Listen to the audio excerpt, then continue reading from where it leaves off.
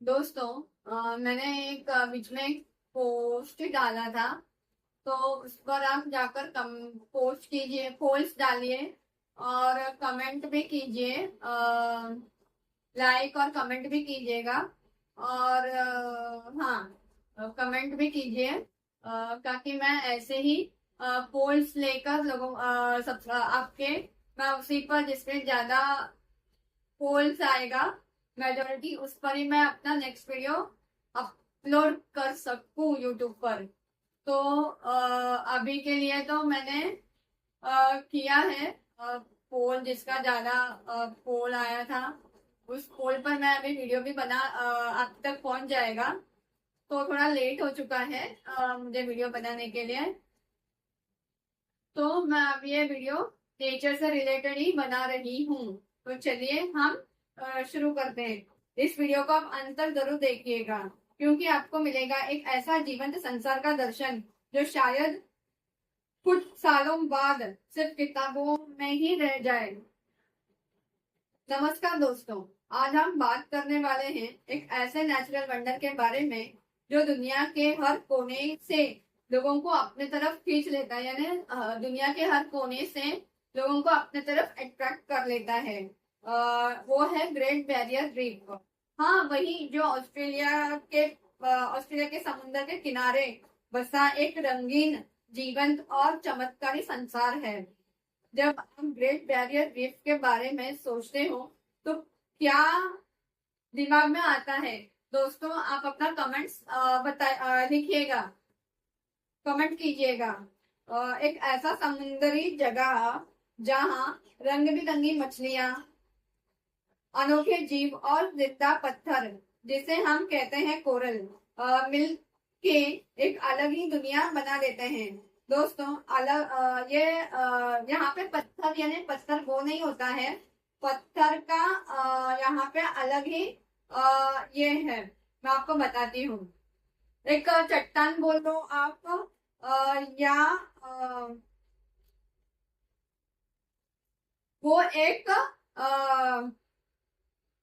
जिंदा पत्थर का जो मतलब होता है ना, वो स्टोन का नहीं होता है, बल्कि यह एक रूपक यानी एक मेटाफर यानी एक फिगरेटिव एक्सप्रेशन है। पत्थर यहाँ का दिखाता, यहाँ क्या दिखाता है कि कोरल रीफ दिखाता तो पत्थर जैसा है। कोरल रीफ दिखता तो पत्थर जैसा ही है, हार्ड है, सॉलिड है, हार्ड सॉलिड स्ट्रक्चर वाला है। लेकिन असल में वो कोरल है, एक जीव होता है, छोटी छोटी लिविंग क्रिएचर्स पॉलिप्स से मिलकर बनता है। वो कैल्शियम कार्बोनेट से अपना घर बनाता है, जो स्टोन जैसा हार्ड लगता है। ओके, वो पत्थर नहीं है, बट पत्थर जैसा हमें दिखता है। उसी को हम इसलिए हम वहां पर बोला है जिंदा पत्थर। मैंने आपको ओके, जिंदा पत्थर या तो स्टोन जैसा स्ट्रक्चर जो एक्चुअली में लिविंग है।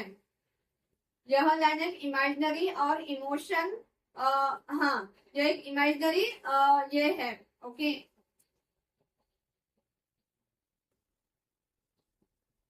अगर आपको उसके अलावा कुछ बोलना है तो ये या तो जीवित चट्टान जैसे कोरल्स, जो एक पूरी दुनिया का आधार है। ओके, वो पत्थर जैसा दिखता है बट पत्थर नहीं है, वो लिविंग क्रिएचर्स है। ओके, जो हार्ड दिखने वाला है लेकिन जिंदा है, जो एक अलग ही दुनिया बसाते हैं, वो मतलब आता है दोस्तों यहाँ पे पत्थर का। जिंदा पत्थर है वो।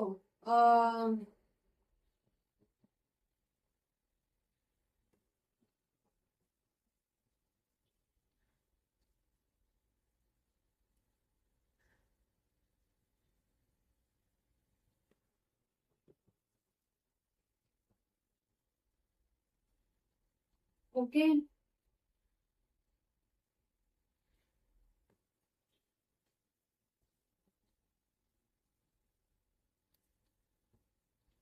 जिंदा पत्थर जिसे हम कहते हैं कोरल, मिलकर एक अलग ही दुनिया बना देते हैं। पर दोस्तों, आज यह जीवंत दुनिया खतरे में है, और इसका सबसे बड़ा रीजन है कोरल ब्लीचिंग। अभी हम देखेंगे ग्रेट बैरियर रीफ एक परिचय इंट्रोडक्शन लेंगे। ग्रेट बैरियर रीफ दुनिया का सबसे बड़ा कोरल रीफ सिस्टम है।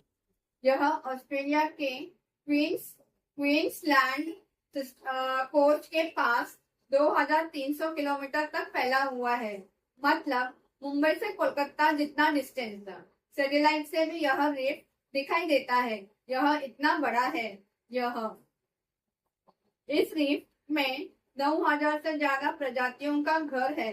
ये जो रीफ है उसमें 9000 प्रजातियों का से भी ज्यादा उनका घर है। Fish, turtle, shark, jellyfish, mollusc और सबसे खास बात कोरल्स है। यह रीफ सिर्फ एक टूरिस्ट अट्रैक्शन नहीं बल्कि पूरी समुद्री इकोसिस्टम का फाउंडेशन है।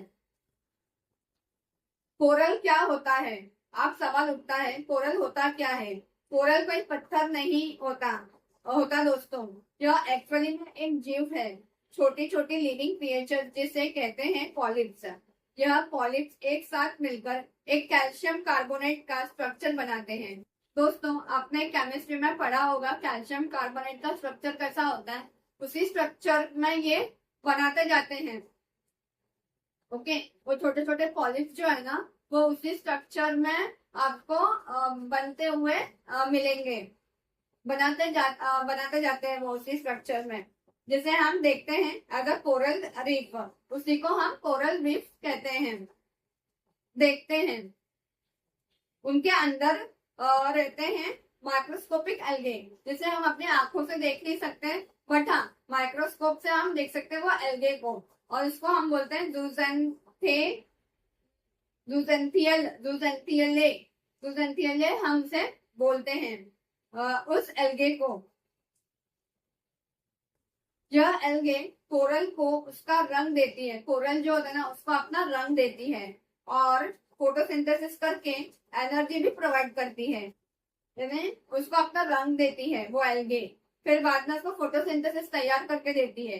फिर उसके बाद उसको अपना एनर्जी भी प्रोवाइड करती है। ओके, तो यानी कोरल और एल्गे के बीच एक म्यूचुअल फ्रेंडशिप होती है जिसमें दोनों एक दूसरे पर निर्भर रहते हैं। तो कोरल ब्लीचिंग क्या है? जैसे आपने स्टार्टिंग में सुना दोस्तों कोरल ब्लीचिंग भी होता है। तो आप देखते हैं वो क्या है। अब आते हैं सबसे इम्पोर्टेंट पार्ट पर, कोरल ब्लीचिंग।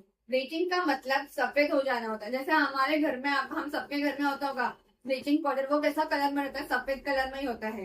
तो ये भी सफेद हो जाता है जब समुद्र का टेम्परेचर ज्यादा हो जाता है या पोल्यूशन बढ़ जाता है या तो पानी में केमिकल्स आ जाते हैं तो कोरल्स के अंदर की एल्गे निकल जाती है।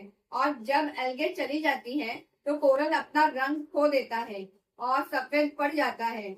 उसको बोलते हैं ब्लीच्ड कोरल। तो दोस्तों यहाँ पे कैसा ना समुद्र का एक टेम्परेचर होता है, जैसे हमारे बॉडी पार्ट्स का टेम्परेचर होता है ना 98.4 डिग्री, तो वैसे ही कोरल में भी सॉरी समुद्र का भी टेम्परेचर होता है। अगर वो टेम्परेचर स्टेबल हो तो कोरल्स को कुछ नहीं हो सकता। जैसे 30 डिग्री है, 30 डिग्री समुद्र का टेम्परेचर के लिए नॉर्मल है। 30 से ज्यादा हो जाए 30 से ज्यादा हो जाए तो वो कोरल्स के लिए नुकसान होता है। जैसे अभी हमारे यहाँ पे अपने पृथ्वी पर ग्लोबल वार्मिंग बढ़ रहा है। 1997 में सबसे ज्यादा ग्लोबल वार्मिंग हुआ था। ओके, तो 97 में ग्लोबल वार्मिंग बढ़ गया था, अभी तो और हो रहा है। ओके, तो वो ग्लोबल वार्मिंग बढ़ने का हमें उसको कम करना है। ओके, तो वो पॉलिप्स और वो जो कोरल्स है वो जिंदा रह पाएंगे, वरना वो मर जाएंगे। और जो हमारी जो पीढ़ी आएगी वो उनको देखने को नहीं मिलेगा। वो सिर्फ किताबों में या तो हाँ गूगल पर ही सिर्फ वो पढ़ पाएंगे, वो देख नहीं पाएंगे। ओके, तो वैसा है, वो वहां पे जाकर देख नहीं पाएंगे। जाएंगे भी तो जा सकते हैं लेकिन वहां पे होने भी तो चाहिए, वो होंगे नहीं वहां पे। ग्लोबल वार्मिंग बढ़ जाएगी तो समुद्र का जो टेम्परेचर है वो बढ़ जाएगा तो वो तो मर ही जाएंगे। ओके, भले वो एल्गे उसको कितना भी एनर्जी दे दे, कितना भी उसको वो रंग दे दे, या कितना भी उसे वो फोटोसिंथेसिस बना के भी दे देगा, लेकिन तो भी अगर हमने हमारा जो ग्लोबल वार्मिंग को कम नहीं किया तो वो मर जाएंगे। ओके, क्योंकि उसको उतना उसे उतना एनर्जी चाहिए होता है।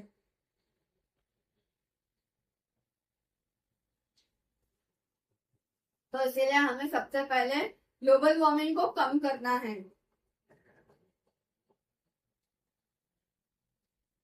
ओके, और है ना पोल्यूशन, पोल्यूशन को भी हमें कम करना है। ओके,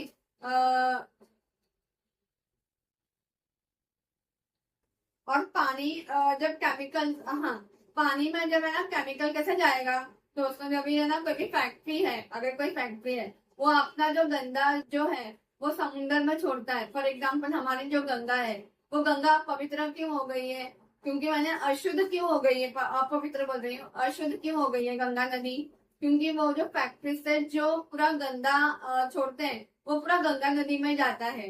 तो वैसे ही ऑस्ट्रेलिया के पास में भी कोई फैक्ट्रीज होगा, कुछ होगा, कुछ है, तो वो लोग है ना, उन्होंने क्या करते, सारे फैक्ट्रीज के जो सीवेज में ना उन्होंने वहीं पर रखा है। क्वींसलैंड के जो जितने भी फैक्ट्रीज है उन्होंने अपना जो भी सीवेज सिस्टम होता है वो सारा, वो सब वहीं पर जाता है। तो इस वजह से वो अपना रंग छोड़ देती है।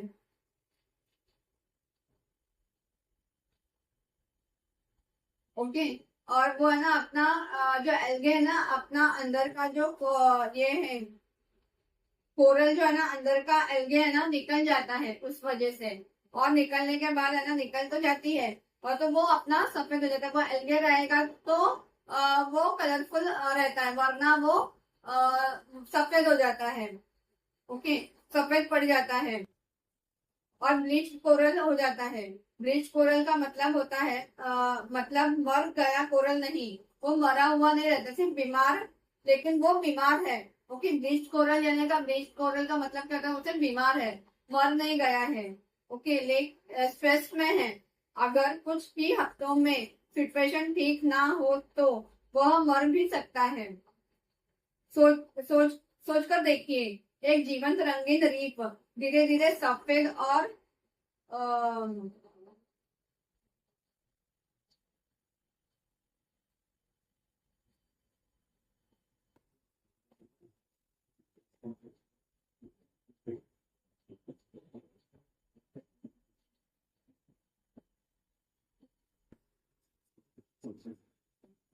सूना सूना होने सोना सूना सूना हो जाता है। सूना यानी एम्प्टी, डिसोलेट, डिजर्टेड हो जाता है वो। अगर इतना कलरफुल है वो कोरल्स, तो उसमें से अगर व्हाइट निकल जाएगा तो वो सूना ही हो जाएगा ना। व्हाइट हो गया है वो तो सूना तो होगा। ओके, और उस पे कौन आएगा, कोई भी वहां पे घर नहीं बनाएगा, यानी मछलियां वगैरह वो अपना वहां पे अंडा वगैरह भी रखती है। ओके, तो वहां पर अगर वाइट हो जाएगा तो वो मछलियां भी अंडा रखने नहीं जाएगी। ओके, मछलियां क्या, टर्टल्स है वहां पे भी हमने जितने देखे थे, सी पैरेट भी है, वो है, फिर मोलेक्स है, जल्दी फिश वगैरह है, तो वो अपना जो एग होता है, अंडा होता है फिश के अंदर का, वो अंडा वहां पे डालेगी नहीं, वहीं पे वो अपना अंडे को छुपाती भी है दोस्तों। तो वो नहीं होगा, अगर वो व्हाइट हो जाएगा ना, तो व्हाइट, तो व्हाइट क्या होता है ना कि लोगों को पता चल जाता कि हाँ यहाँ पे वो अंडा रखा, अंडा दिखाई देता है मछली को। अगर वो कलरफुल रहेगा तो उसमें दिखेगा नहीं कि वहां पे अंडा ना, तो दूसरा मछली आकर उस अंडे को खा लेगी, वैसा भी होता है। तो इसके लिए व्हाइट होता है तो वहां पे बाकी मछलियां भी ये नहीं करती है।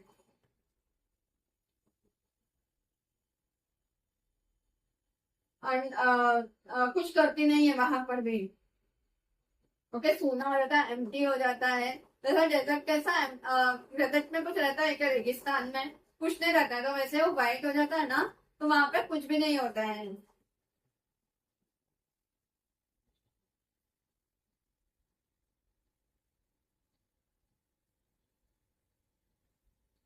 उसी को हम बोलते हैं ब्लीच कोरल। ब्लीच कोरल हाँ, तो सुना होती जा रही है। ओके, सोच के देखिए, एक जीवंत रंगीन रीत धीरे धीरे सफेद और सूना, यानी हाँ, सूना होती जा रही है। क्या दर्दनाक तस्वीर है ना दोस्तों ये। ब्लीचिंग का असर, अब ब्लीचिंग का असर क्या होता है। ग्रेट बैरियर रीफ में पिछले कुछ सालों में कई बार मास ब्लीचिंग इवेंट्स हुए हैं। बहुत बार वहां पे मास में, यानी बहुत सारे ब्लीचिंग हुए। हमें बोला ना मास, मास यानी मास है बहुत सारा, बहुत बार। ओके, मास कम्युनिकेशन बोलते हैं ना हम लोग। तो हम लोगों के सामने, बहुत सारे लोगों के सामने हम कम्युनिकेट करते हैं। तो वैसे ही वहां पर मास में मासेस के साथ में हम बोलते हैं ना, मासेस के साथ में हमने मास कम्युनिकेशन बोलते हैं। मतलब मासेस, हाँ, मास कम्युनिकेशन बोलते हैं। इसका मतलब क्या होता है, हम लोगों के साथ, बहुत सारे लोगों के साथ हम कम्युनिकेट करते हैं। हम अपनी, जैसे पॉलिटिक्स करते हैं, पॉलिटिशियंस करते हैं लोगों के साथ में, अपनी जब भी इलेक्शन आते हैं तभी वो लोगों के साथ में अपनी बातें रखते हैं। ओके, तो वो मास कम्युनिकेशन हो जाता है। तो वैसे ही यहाँ पर मास ब्लीचिंग हुआ है कोरल्स के साथ में।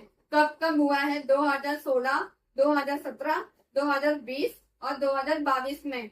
ओके, बार बार कोरल्स ने अपना रंग छोड़ दिया है इसी वक्त में। ये 4 सालों में बार बार अपना कलर जो होता है ना, अपना जो रंग होता है वो खो दिया है। ओके, इसका असर सिर्फ कोरल्स पर नहीं बल्कि सारी मैरिन लाइफ पर भी पड़ता है। जैसे मैंने आपको बताया था अभी कि हाँ, मैरिन लाइफ पर भी उसका असर अफेक्ट होता है। कोरल रीफ एक घर है। ओके, कोरल रीफ मछलियों का, बाकी जेलीफिश वगैरह का मैंने बताया ना आपको, उनका वो घर होता है। क्योंकि वो वहां पे अंडा डालते हैं, अपने बच्चों को वहां पे वो रखते हैं उसके अंदर। ओके, बाकी वो सेफ रहेगा, नहीं तो बाकी दूसरे मछली आकर उनके बच्चों को या उनके अंडों को खा ना ले। ओके, बड़े मछलियों, छोटे जो होते हैं वो वहां पे छुपते भी हैं। ओके, तो वो वहां पर आकर खाना ले करके कि वो भी होता है। तो इसलिए सिर्फ वो ही नहीं, कोरल रीफ एक घर है। अगर हाँ, इसका असर सिर्फ कोरल्स पर नहीं बल्कि सारी मैरिन लाइफ पर भी पड़ता है। कोरल रीफ एक घर नहीं, घर है। अगर घर ही टूट जाए तो रहने वाले किधर जाएंगे। और घर अगर टूट जा रहा है तो वहां पे जो रहते हैं वो कहाँ, किधर जाएंगे। ओके, मछलियों की संख्या कम होती जाती है। तो उस वजह से क्या होता है ना कि मछलियों को वहां पे अंडा डालने के लिए नहीं रहता, तो बाकी बड़े बड़े मछलियां जो है वो उनको खा लेते हैं। उसके वजह से क्या होता है, आपका टूरिज्म भी घाटा घटता है। अगर कुछ है ही नहीं तो वहां पे कौन जाएगा, आपका टूरिज्म कम हो जाएगा, फिर लोकल इकोनॉमी भी गिर जाएगी, आपका इकोनॉमी गिर जाएगा। ओके, और फिर और इकोलॉजिकल इम्बैलेंस क्रिएट भी होता है। यह सिर्फ नेचर का इश्यू नहीं, यह हमारी लाइफ से जुड़ा हुआ है। यह नेचर का इश्यू नहीं है, यह हमारी लाइफ से भी जुड़ा हुआ है। ब्लीचिंग के रीजंस, अभी हम ब्लीचिंग के रीजंस देखेंगे। तो कोरल ब्लीचिंग के पीछे का मेन कारण क्या है, कोरल ब्लीचिंग क्यों होता है, उसका मेन रीजन क्या है। क्लाइमेट चेंज, सबसे पहली बात तो क्लाइमेट चेंज है। क्लाइमेट अगर चेंज होगा तो, यानी मैं ऐसे बात कर रही हूँ कि अगर गर्मी बढ़ गई, ओके, जैसे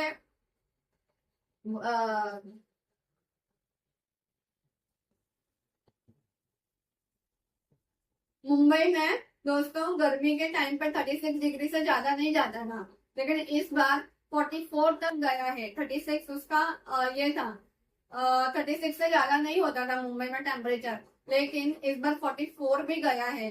ओके, 44 तक भी गया है, 44 तक। इतना टेम्परेचर मुंबई में कभी नहीं हुआ। तो इसको ही हम बोलते हैं ग्लोबल वार्मिंग। ओके, जैसे हम लोग फैक्ट्रीज वगैरह उस सब से हमें वार्मिंग ज्यादा हो गई है, तो उसे हमें कम करना है। अगर वो कम हो जाएगा तो वो पॉलिप्स जो है वो और आगे अपना कार्बन, कैल्शियम कार्बोनेट का स्ट्रक्चर बनाते जाएंगे, और हमारी जो आगे पीढ़ी होगी उनको वो देखने को मिलेगा, वरना उनको सिर्फ किताबों में ही या गूगल पर या वैसे ही उनको वो देखने को मिलेगा, वरना वहां पर जाकर उन्हें नहीं मिलेगा देखने के लिए। किताबों में वो पढ़ पाएंगे कि हाँ ऐसा भी कुछ हुआ करता था। ओके। फिर एक पोल्यूशन है, जैसा मैंने आपको बताया था, फर्टिलाइजर से, सीवेज जैसे इंडस्ट्रियल वेस्ट है जो हम सब समुद्र में छोड़ देते हैं। इंडस्ट्रियल का जो वेस्ट होता है, ओके, इंडस्ट्रियल का जो कचरा वगैरह होता है वो हम क्या करते हैं, समुद्र में छोड़ देते हैं पाइपलाइन से। तो वो समुद्र में जाकर वो पॉलिप्स को और वो जो स्ट्रक्चर है कोरल्स को वो नुकसानदायक करता है। ओवर फिशिंग भी होता है, जैसे ही हम है ना ज्यादा अगर आप फिश पकड़ते हो, ओके, ज्यादा आप मछली पकड़ते हो तो भी वो उनको नुकसान ही करता है। मैरिन लाइफ का बैलेंस बिगड़ जाता है और रीफ की हेल्थ गिर जाती है। जो रीफ कोरल रीफ्स है ना उनका वो हेल्थ पे इफेक्ट करता है। ओवर फिशिंग भी नहीं करने का, हाँ फिशिंग करो बट ज्यादा नहीं करने का। ओके। फिर कोस्टल डेवलपमेंट, जैसे अभी हमारा मुंबई है, ओके, यहाँ पे तो कोरल्स नहीं है, ठीक है, चलो यहाँ पे हम कर सकते हैं। लेकिन जहाँ पे जैसे गुजरात है, गुजरात में वहां पे कोरल रीफ्स है, लेकिन ऑस्ट्रेलिया जितना नहीं है। ओके।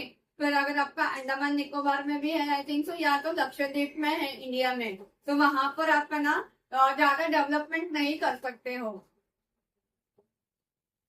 बच के वहां पर। और अंडमान निकोबार या लक्षद्वीप में आपको कोरल्स देखने को मिल जाएंगे। ओके, वहां पर आप जाकर देख सकते हो। ओके।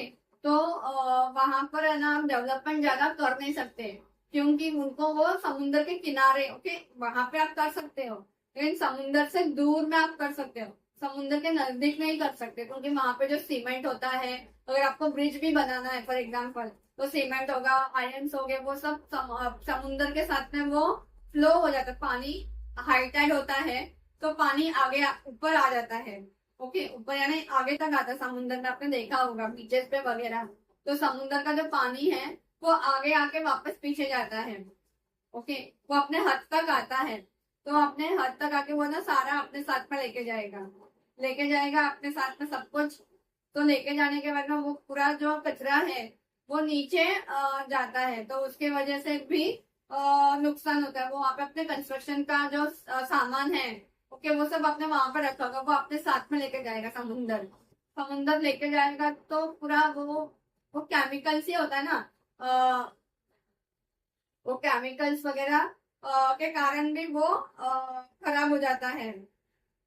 कंस्ट्रक्शन के कारण सेडिमेंट्स रीफ तक पहुंचते हैं और सनलाइट ब्लॉक होता है, तो उसके वजह से क्या होता है ना कि सनलाइट नहीं मिलता है उनको, और उनको सनलाइट चाहिए। ओके, इतना नीचे होने के बावजूद भी उनको सनलाइट चाहिए, वहां तक सनलाइट पहुंचना चाहिए। और वो क्या करता है, कंस्ट्रक्शन का जो भी सामान आपके साथ में लेके जाएगा तो वो ब्लॉक नहीं हो जाएगा, कहीं ना तो कहीं तो वो अटकेगा तो वो ब्लॉक हो जाएगा, तो सनलाइट कहाँ से आएगा, और उनको सनलाइट चाहिए।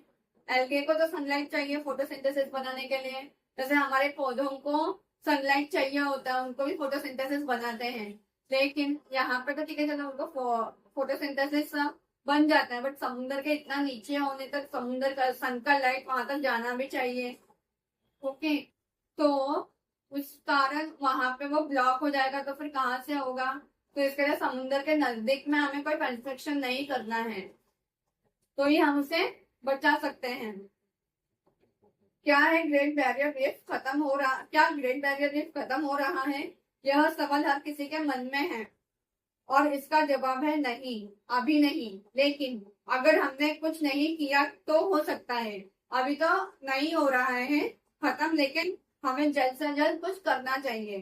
तो इस वजह से यूनेस्को ने 2021 में इस कोरल रीफ को एंडेंजर लिस्ट में डालने का सोचा था।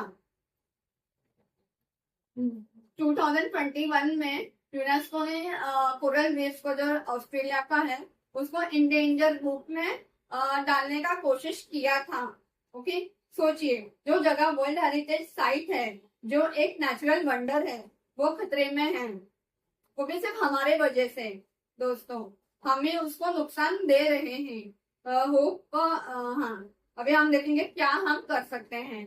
लेकिन हर अंधेरा एक रोशनी के साथ आता है। अगर अभी अंधेरा है तो कल सुबह भी तो होगी।